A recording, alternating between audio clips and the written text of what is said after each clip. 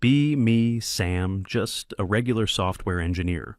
Work for a mid-sized tech company, the kind that makes business software nobody outside the industry has ever heard of.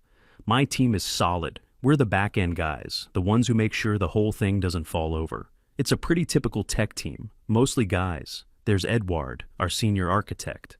He's been with the company since the beginning, knows where all the skeletons are buried in the legacy code because he buried most of them himself.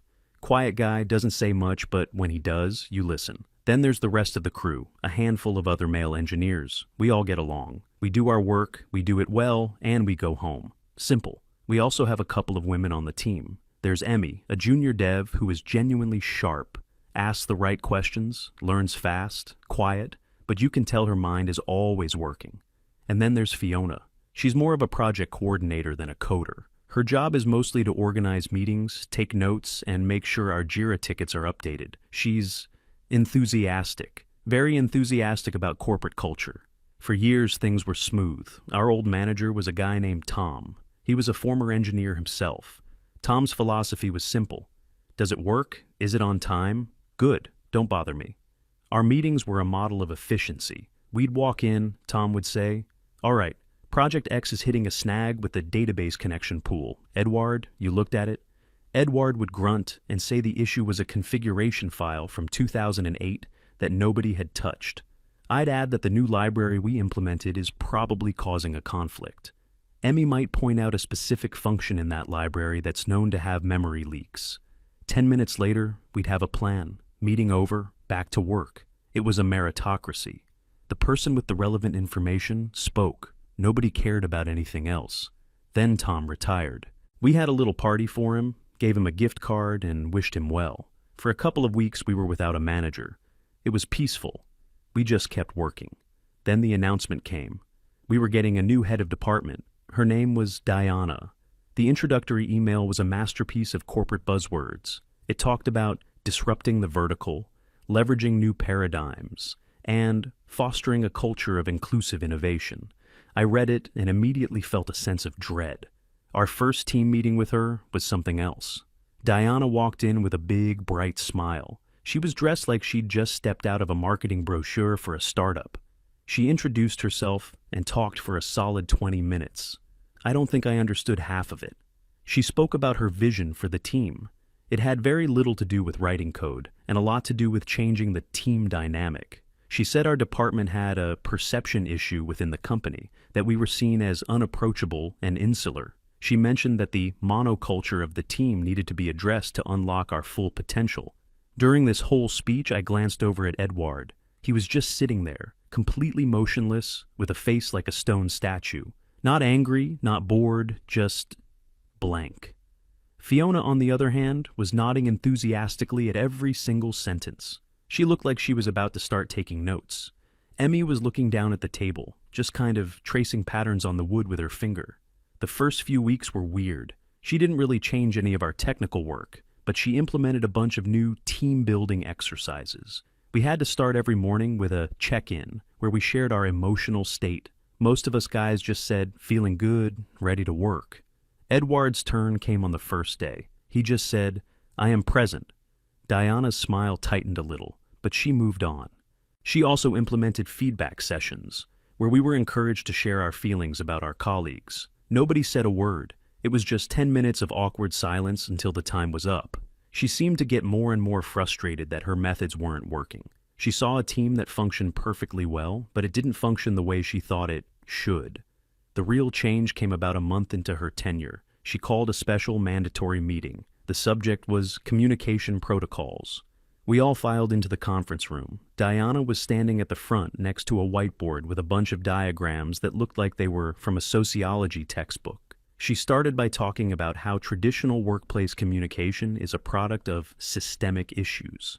She said that in male-dominated spaces, female voices are often suppressed, not through overt actions, but through a culture of conversational dominance. Men, she explained, have a tendency to interrupt, to speak over others, and to take up more conversational real estate. She said she had been observing our team meetings and noticed a clear pattern. The men, particularly the senior men, spoke first and most often. She wasn't wrong, technically. Edward often spoke first because he had the most experience. I spoke a lot because I was the lead on our biggest project, but the reason was competence, not gender. Diana, however, saw it differently. She saw it as a symptom of a toxic environment that needed to be corrected. So she announced the new rule. Her exact words were, to rebalance the conversational scales and create a more equitable and inclusive environment. We will be implementing a new communication protocol for all team meetings, effective immediately. She then laid it out. From now on, women will always speak first. On any new topic, I will open the floor to the women of the team. Only after every woman has had a chance to offer her thoughts and has explicitly said she is finished speaking, will the men be invited to contribute. The room was silent. I looked at Edward. Still a stone statue. I looked at the other guys. They looked confused, like they were trying to figure out if this was a joke. I looked at Emmy. She looked horrified. She visibly sank a little in her chair. Fiona, however, was beaming. She gave Diana a little nod of approval, a look of, finally, someone gets it. Diana looked around the room, daring anyone to challenge her. This will ensure that all voices are heard, she said, and that we benefit from the diverse perspectives on this team. Nobody said a word. What could we say? She was the boss. Arguing would just paint a target on your back. You'd be labeled part of the problem. The meeting was dismissed. We all walked out of the conference room in silence. The guys sort of scattered back to their desks. I went to the kitchen to get some coffee and just process what had happened. A few minutes later, Edward walked in. He poured himself a cup of black coffee, stirring it slowly. I was expecting him to be angry, to say something about how ridiculous this was. He just took a sip of his coffee and looked at me. She made a rule, he said, his voice completely calm. We are professionals. We will follow the rule. I must have looked confused, he elaborated. We will follow it exactly. We will not interrupt. We will not offer opinions until we are invited to. We will sit, we will listen, and we will wait for our turn. We will be respectful and patient. Then a tiny, almost unnoticeable smile touched the corner of his mouth. Let's see how it works. And then he walked away. I understood immediately. This wasn't submission. It was a strategy. Malicious compliance. We weren't going to fight her. We were going to give her exactly what she wanted and let the results speak for themselves. The word spread quietly among the men on the team. No big meeting, just a few quiet chats. The message was the same. Follow the rule. To the letter. No arguments, no protests, just silent, professional compliance. Our first daily stand-up meeting under the new regime was the next morning. We all gathered around the task board. Diana kicked it off with her usual chipper tone. Good morning, team. Let's start with our project updates. Ladies, the floor is yours. And then, silence. Crushing, awkward silence. There were 4 women in the room. Diana, Fiona, Emmy, and one of the admin assistants who had joined us. The admin assistant just looked terrified, like she had been called on by the teacher and didn't know the answer. Fiona looked at Diana, then at Emmy, clearly expecting Emmy to start since she was the actual developer. Emmy was staring at her shoes. She's not a shy person in a technical context, but she's not someone who likes being the center of attention. This whole situation was clearly her worst nightmare. The silence stretched from a few seconds to what felt like an eternity. The guys all just stood there, hands in our pockets or folded across our chests, looking completely neutral and patient. We were waiting, respectfully. Finally, Diana broke the silence, her voice a little strained. Fiona, would you like to start? Fiona cleared her throat. Yes, thank you, Diana. Well, yesterday I synergized our action items and updated the forward-looking roadmap. I think we're well positioned to leverage our core competencies moving forward. It was a sentence composed entirely of buzzwords. It meant nothing. Diana nodded like this was a profound insight. Excellent. Thank you, Fiona. Emmy? All eyes turned to Emmy. She looked up, and you could see the panic in her eyes. I continued working on Ticket 742, she mumbled. I'm still investigating the bug. Great, Diana said, her voice overly bright. Any other thoughts, ladies? The admin assistant shook her head quickly. Fiona said she had nothing more to add. Emmy looked like she wanted the floor to swallow her whole. All right then, Diana said, turning to the men with a triumphant smile, as if to say, see, it works. Gentlemen, the floor is now open. Edward spoke first, his voice even. I have no update. My work is dependent on the resolution of Ticket 742. I went next. Same for me. I'm blocked until Emmy's bug is fixed. One by one, the other guys said the same thing. The entire project was bottlenecked on this one issue, the issue Emmy was working on. In a normal meeting, Edward or I would have immediately started asking Emmy questions. What have you tried? Did you check the logs? Is it a null pointer exception? Let's take a look at it together after this. We would have solved the problem as a team, but the new rule prevented that. We weren't allowed to engage until the women had finished. Emmy had given her update and said she was done, so the topic was closed as far as we were concerned. The stand-up ended in under 2 minutes. It was technically a meeting, but nothing was accomplished. Diana looked a little confused, like she couldn't quite put her finger on what was wrong. She had followed her plan, but the result was empty. This pattern continued for the next week. Every meeting started with a long, awkward silence. Fiona would then deliver a string of meaningless corporate platitudes. Emmy, under immense pressure, would give the shortest possible update on her work, clearly terrified of saying something that would invite questions she couldn't answer on her own. Then it would be our turn. We'd state our status, which was almost always blocked or no update, because all our work was interconnected. We weren't being rude. We were being professional. We answered the questions we were asked. We gave our updates when it was our turn. We just didn't volunteer anything. We didn't collaborate. We didn't solve problems in the meetings anymore. How could we? The format made it impossible. The meetings, which used to be the engine of our team, became a dead ritual. The real work started to happen outside the meetings. We'd use Slack DMs. I'd message Edward, "Hey, got a minute to look at this?" He'd come over to my desk. We'd solve it quietly.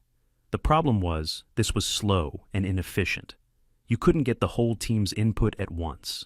Emmy was left completely isolated. The guys felt bad for her, but we couldn't break the rule. Breaking it would prove Diana's point that men just couldn't help but dominate the conversation. We had to stick to the plan. The project tracker started to reflect the new reality. Tickets that should have taken a day were taking 3. Tasks that needed a quick team discussion were sitting in the to-do column, gathering digital dust.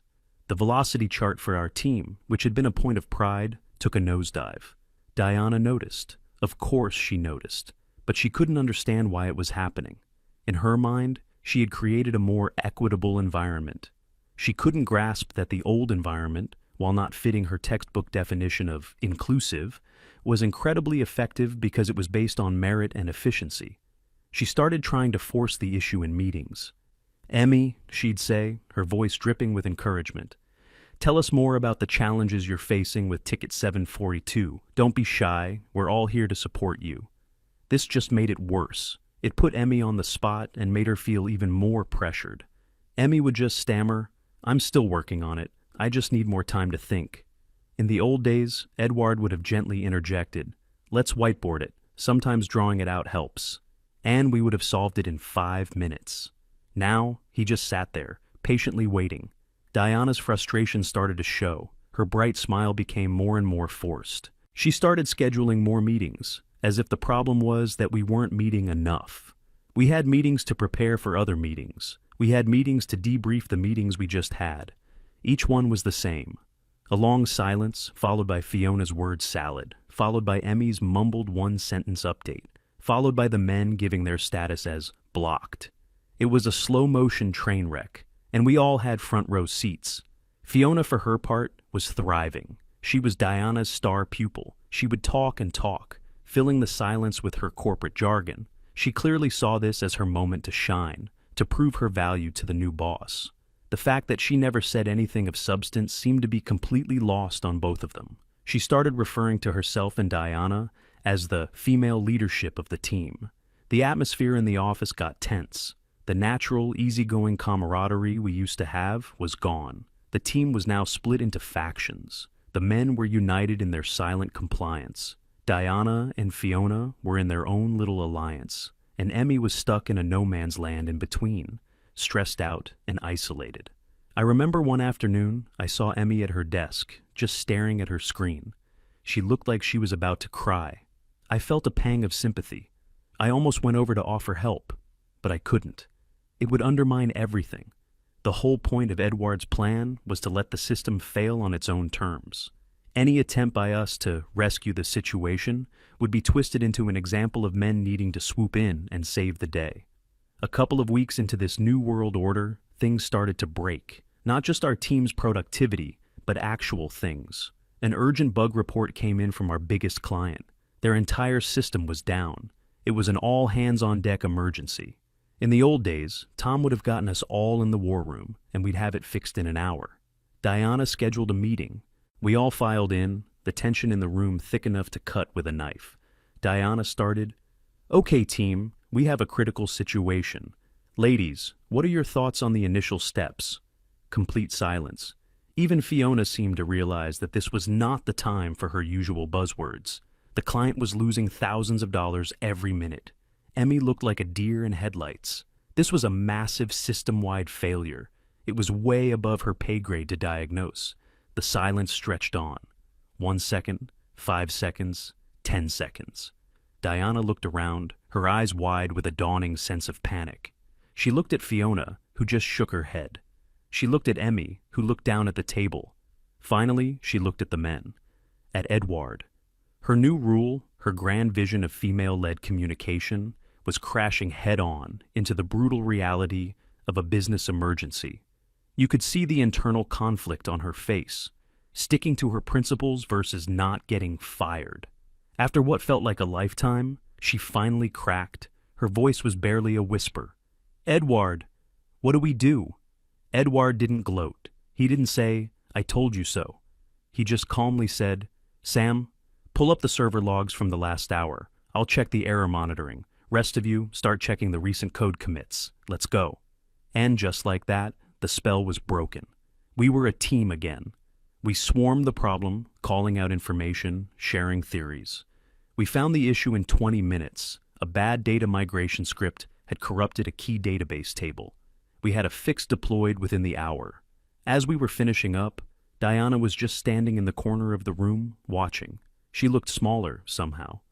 Deflated. For a moment, I thought maybe she had learned her lesson. Maybe she would realize that her rule, however well-intentioned in her mind, was a complete disaster in practice. I was wrong. The next morning, we got an email from her. The subject was, "Debrief on yesterday's incident and recommitment to our communication protocols." The email praised the team for solving the problem, but then it went on to say that the initial confusion was a sign that we needed to double down on the new rules.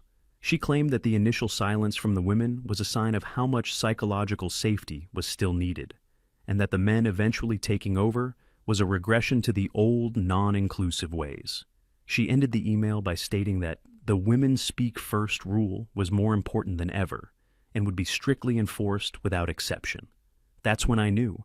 This wasn't about efficiency or teamwork for her. This was about ideology. She was willing to let the entire department burn to the ground, as long as it burned according to her principles. The mood among the guys turned from wry amusement to cold anger. We had followed her absurd rule. We had watched the project stall. We gave her the rope, and she was refusing to use it. Edward's response was simple. We continue to follow the rule, exactly as written. So we did. We went back to the silent meetings. We went back to being blocked. The productivity of the team flatlined completely. We were now weeks behind on our major project, Project Omega. Emails started flying from other departments. Project managers and directors were asking what was going on. Why had the most reliable team in the company suddenly stopped delivering? Diana handled these inquiries by sending replies filled with corporate jargon about restructuring and refining our processes. She was trying to create a smokescreen, but the smoke was starting to get thick, and people outside our team were starting to notice the fire. Then, the email landed in our inboxes, the one we all knew was coming eventually. It was from the office of Mr. Henderson, the vice president of the entire technology division. The subject, mandatory review of Project Omega. The email stated that due to significant delays, Mr. Henderson would be attending our next team meeting to get a direct status update and to understand the roadblocks our team was facing. The meeting was scheduled for the end of the week. Diana forwarded the email to the team with a single line added, "Team, Let's be prepared to showcase our progress and our new, efficient workflow.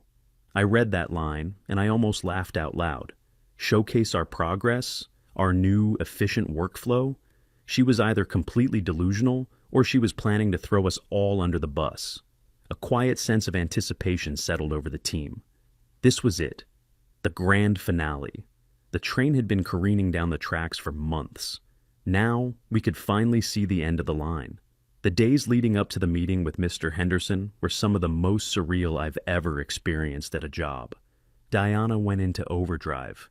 It was like she thought she could fix months of stagnation with a few days of frantic, misdirected energy. She started holding prep sessions, exclusively with Fiona and Emmy. We could see them in one of the glass-walled conference rooms. Diana would be at the whiteboard, drawing charts and diagrams, speaking with animated gestures. Fiona would be nodding along, looking deeply engaged. Emmy just looked like a prisoner being interrogated. She sat slumped in her chair, looking exhausted. Diana was clearly trying to coach them, to arm them with enough technical knowledge and corporate speak to survive the meeting with Henderson. She was trying to build a dam with Scotch tape, minutes before a tidal wave hit. The men on the team, meanwhile, just kept our heads down and did what little work we could. The atmosphere among us was calm, but it was the calm of a submarine crew waiting for the depth charges. We all knew what was coming. Edward was the picture of tranquility. He just sipped his coffee, reviewed his code, and waited. His confidence was infectious. He had seen this kind of corporate nonsense before, and he knew it had a limited shelf life when it came up against reality.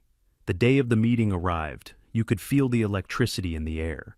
Diana was wearing her most severe, "I'm a serious manager" power suit. She walked around the office with a forced, brittle smile. Fiona was practically vibrating with nervous energy. She had a new leather-bound notebook and a pen that probably cost more than my lunch. Emmy looked pale. She barely said a word to anyone all morning. We all filed into the main conference room a few minutes before the scheduled time. It was the big one, the one with the long oak table that was usually reserved for executives. Diana took her place at the head of the table. She arranged her laptop and a stack of printouts in front of her. She was trying to project an image of control. The rest of us took our seats. The men sat on one side of the table, quiet and composed. Emmy and Fiona sat on the other, next to Diana. Then Mr. Henderson walked in. Henderson was in his late 50s. He was an engineer by trade who had worked his way up the company over 30 years. He wasn't a flashy guy. He didn't care about buzzwords or management fads. He cared about one thing: results. He had a reputation for being tough but fair. He could smell BS from a mile away, and he had zero patience for it. He walked in, didn't smile, just gave a curt nod. "Diana." He took the seat opposite her, at the other head of the table. He opened his own laptop, and the project's performance dashboard immediately appeared on the big screen at the front of the room. The screen was a sea of red charts showing our velocity dropping off a cliff, red indicators showing missed deadlines, red alerts for the ballooning bug queue. It looked like the command console for a nuclear meltdown. Henderson didn't say a word. He just let us all look at it for a good 30 seconds. The silence was deafening. Diana, bless her heart, decided to be the one to break it. She launched into her pre-prepared speech. "Thank you for joining us, Mr. Henderson," she began, her voice a little too high. "As you can see from these metrics, the team has been in a period of significant transition. We have been actively deconstructing old workflow patterns and implementing a more agile, human-centric communication strategy designed to empower all voices and drive synergistic outcomes." Henderson didn't even look at her. His eyes were glued to the screen. He let her talk for another minute. She used the words paradigm, proactive, and holistic multiple times. Finally, Henderson held up a hand. Just one hand, a simple gesture. Diana's voice immediately trailed off. "I've read your reports, Diana," he said, his voice low and gravelly. "They're very creative. Now, I want to talk about reality." He pointed a finger at the screen. "Project Omega is the single most important development initiative in this company for this fiscal year. It is currently 6 weeks behind schedule. This is not a transition. This is a failure." He looked away from the screen and scanned the faces at the table. "I'm not here for a presentation. I'm here for answers, specific technical answers." His eyes landed on me. "Sam," he said, "you're the lead developer on the core module, correct?" "Yes, sir," I said. "Good," he said. "Then you can tell me why the primary data bus is showing a 300% latency increase in the last month. We're getting timeout errors all the way up the stack. What did you change?" This was it. The moment of truth. It was a direct question, from the VP of the division, addressed to me. My job was to answer it, but I had my orders. Not from Henderson, but from our department head, Diana. I looked at Mr. Henderson. I looked at Diana.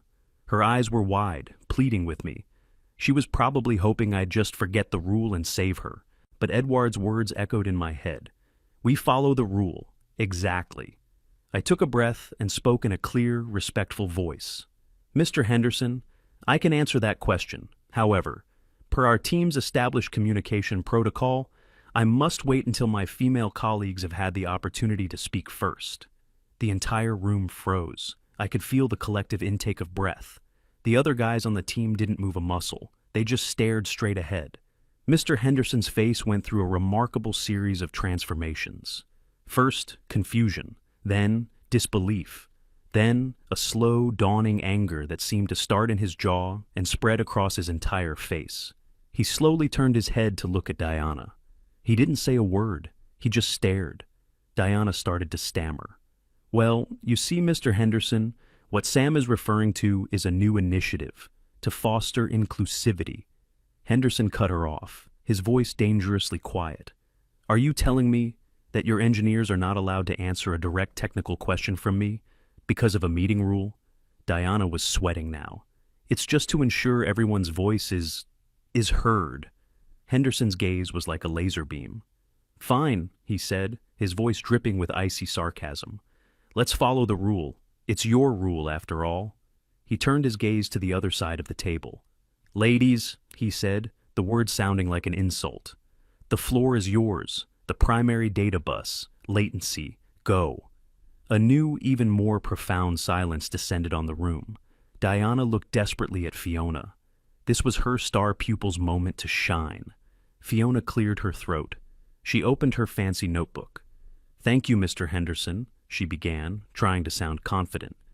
"I believe the latency issue highlights a critical need to reevaluate our strategic vendor partnerships and to circle back on our core value proposition.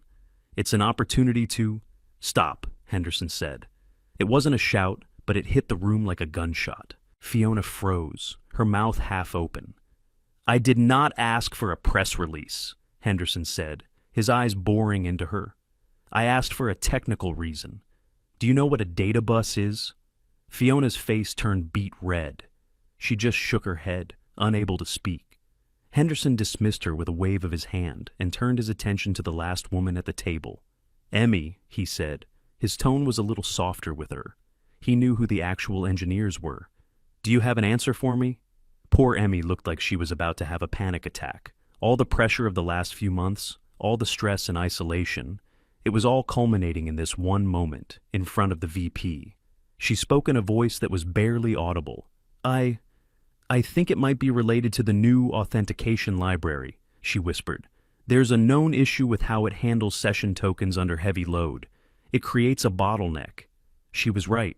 That was part of the problem, but it was only one piece of a much larger puzzle. She had been working on her little corner of the project, but because of the communication breakdown, she had no idea how it connected to everything else. Henderson nodded slowly. "Okay, that's a start.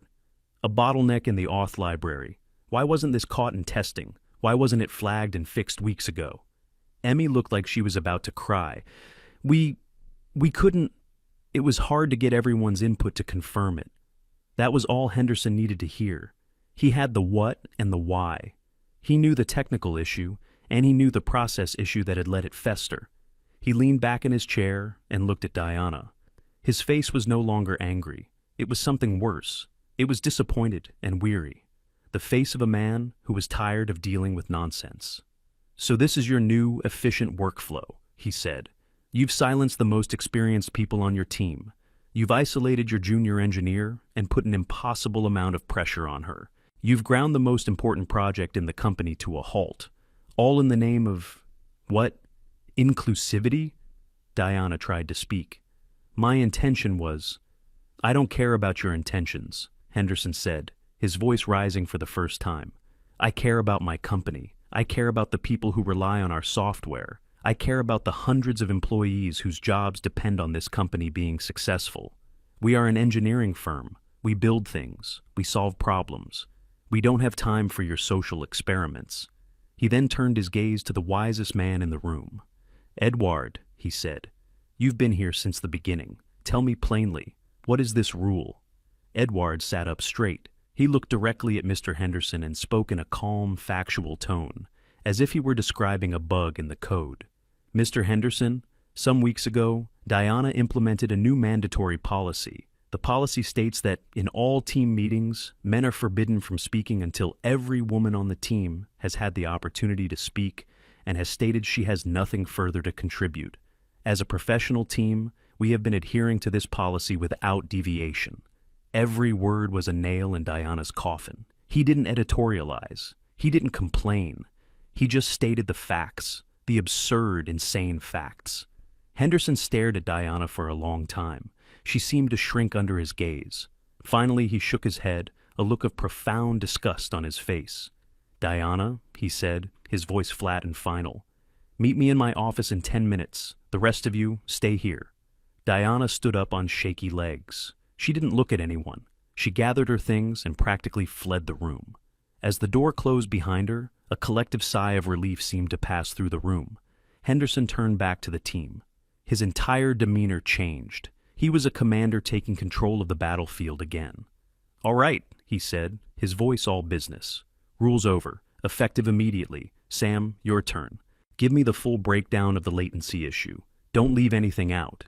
And just like that, the floodgates opened. I spent the next 10 minutes explaining the entire technical problem. The auth library bottleneck that Emmy found was the start, but it was causing a cascade failure in the caching layer, which Edward had suspected but couldn't confirm. As I talked, Edward would interject with details about the server architecture. The other guys would chip in with their own observations from the modules they were working on. Within 15 minutes, we had the entire problem mapped out on the whiteboard. Within 20, we had a 3-point plan to fix it. It was beautiful. It was the way we used to work, efficient, collaborative, and based entirely on who had the right information at the right time. Henderson watched the whole thing with a small, satisfied smile. See, he said when we were done, that's a team. That's how it's supposed to work. Now go fix it. We all left the conference room feeling like a massive weight had been lifted off our shoulders. We never saw Diana again. The next day, an email went out from HR announcing that she had been reassigned to a new strategic role in another division. Everyone knew what that meant. She'd been put in a broom closet somewhere to wait out her contract. Mr. Henderson named Edward as the interim department head. Our first team meeting with Edward in charge was the following morning. We all gathered in the usual room. Edward walked in, coffee in hand. He stood at the front of the room. Project Omega, he said. Status, go. And we did. The meeting was over in 5 minutes. It was perfect. Later that day, as I was getting ready to leave, Emmy came over to my desk. She stood there for a moment, looking nervous. Hey, she said quietly. Hey, Emmy, you doing okay? I asked. She nodded. Yeah, I just wanted to, say thank you. I wasn't sure what to say. For what? We just went back to doing our jobs. I know, she said, and she gave a small smile. That's what I'm thanking you for. She went back to her desk, and I packed up my bag. Walking out of the office that evening, I couldn't help but reflect on the whole bizarre chapter. We hadn't fought. We hadn't argued or protested. We had simply complied. We had let the system Diana built run its course and collapse under the weight of its own absurdity. Turns out, reality has a way of asserting itself. You can try to bend it to your ideology, but in the end, the code either compiles or it doesn't. The project is either on time or it's not. And just like that, the great workplace revolution was over. We just went back to work.